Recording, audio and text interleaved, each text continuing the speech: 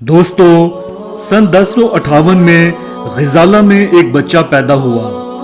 غزالہ گاؤں توس کے قریب واقع تھا اور توس ایران کا شہر ہے۔ والدین نے بچے کا نام ابو حامد رکھا۔ یہ بچہ علم کا متوالا تھا۔ بچے نے علم حاصل کیا اور اپنے علاقے میں معروف ہوا۔ سلجوق سلطان کے وزیر نظام الملک تک پہنچا۔ وزیر نے سلطان سے ملاقات کروائی۔ سلطان علم سے متاثر ہوا اور اسے مدرسہ نظامیہ بغداد کا سربراہ لگا دیا۔ نظامیہ اس وقت عالم اسلام کی آکسفورڈ یونیورسٹی تھا۔ وہ اسلامی آکسفورڈ کا وائس چانسلر بن گیا۔ سن 1091 سے 1095 تک 4 سال مدرسہ نظامیہ کا سربراہ رہا۔ یہ اس کا علمی، تحقیقی اور دنیاوی لحاظ سے متحرک دور تھا۔ اس نے اس دور میں دنیا کے 2 بڑے فلسفے دیے۔ پہلا فلسفہ علم سے متعلق تھا کہ علم 2 قسم کے ہوتے ہیں، دینی اور دنیاوی۔ وہ علم کی اس تقسیم کا بانی تھا۔ اس سے قبل دینی اور دنیاوی علم ایک سمجھے جاتے تھے اور یہ دونوں علوم ایک دوسرے سے الجھے رہتے تھے۔ یہ فلسفہ شروع میں مسترد کر دیا گیا، لیکن دنیا آہستہ آہستہ یہ حقیقت ماننے پر مجبور ہو گئی، یہاں تک کہ آج دنیا کے تمام ممالک میں دنیاوی اور دینی علوم الگ الگ پڑھائے جا رہے ہیں۔ دوسرا فلسفہ بجٹ تھا۔ غزالہ گاؤں کے اس 33 سالہ جوان نے دنیا میں پہلی بار بجٹ کا تصور دیا۔ اس کا کہنا تھا، ریاست ہو یا خاندان، اگر اپنی آمدنی اور اخراجات میں توازن نہیں رکھے گا تو تباہ ہو جائے گا۔ اس نے دنیا میں پہلی بار بجٹ کی مختلف مدیں بھی طے کی۔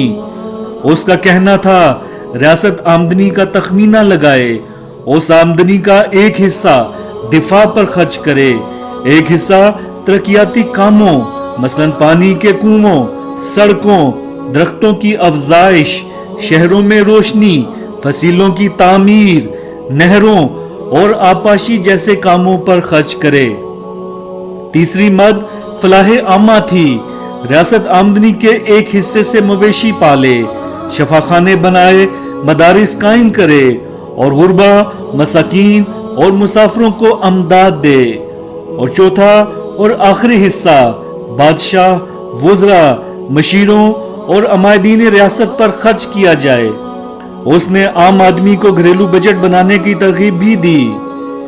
اس فلسفے کو بھی پہلے فلسفے کی طرح شروع میں زیادہ قبولیت نہ ملی، مگر دنیا آہستہ آہستہ ان کی اس فراست کو بھی ماننے پر مجبور ہو گئی۔ آج دنیا کے 200 ممالک میں کوئی ایسا ملک نہیں جہاں بجٹ نہ بنایا جاتا ہو اور وہ ملک اپنے پاؤں اپنی چادر کے اندر رکھنے کی کوشش نہ کرتا ہو۔ وہ جوان 1095 میں روحانیت کی طرف مرغوب ہوا، شاندار نوکری چھوڑی، اپنے من کی تلاش میں نکلا، دنیا میں بھٹکا، صوفی ہوا اور باقی زندگی تصوف میں گزار دی۔ وہ کون تھا؟ دنیا اس شخص کو امام غزالی کہتی ہے۔ امام غزالی اپنے وقت کے سب سے بڑے عالم، صوفی اور فلسفی تھے۔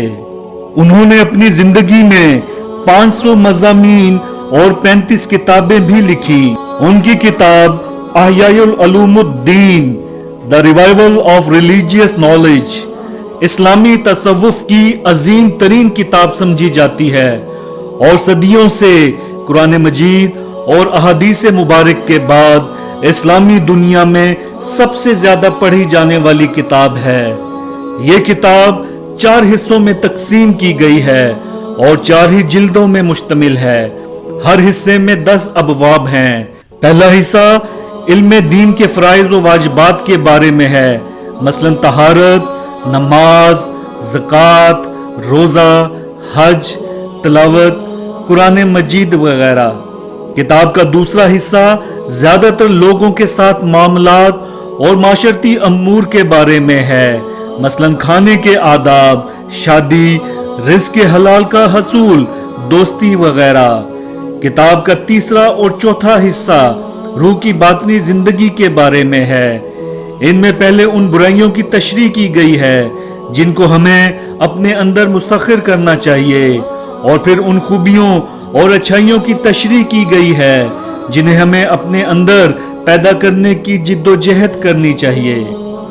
उनकी एक और किताब कीमियाए सादत, द अल्केमी ऑफ हैप्पीनेस, तख्लीक का नुक्ता कमाल थी। ये आज भी यूरोप के दानिश्वरों को वर्ताए हैरत में डाल देती है। इमाम गजाली सन 1111 में दुनिया से रुखसत हो गए। आपने 53 बरस की उम्र पाई। वफात के बाद तोस में दफन हुए। जमाने की गर्द ने कब्र को बेनिशान कर दिया, लेकिन ईरानी हुकूमत ने 1995 में ये कब्र दरियाफ्त कर ली और तामीर नो की। Hello, my name is Ehtisham Gauri, motivational speaker और आपका दोस्त। एक मशहूर कौल है, इंसान तब मरता है जब सीखना छोड़ देता है। हमारे इस चैनल का मकसद इल्म और मालूमात को फैलाना और कुछ नया सीखना है। अगर आप भी इंटरेस्टेड हैं अपने इल्म में बेपनाह इजाफे में और कुछ नया सीखने में, तो इस चैनल के साथ एसोसिएट हो जाएं इसे सब्सक्राइब करके। और अगर आप फेसबुक पर देख रहे हैं तो अभी यूट्यूब ओपन करें, सर्च में टाइप करें एहतिशाम गौरी, चैनल को सब्सक्राइब करके बेल आइकन को प्रेस करें। शुक्रिया।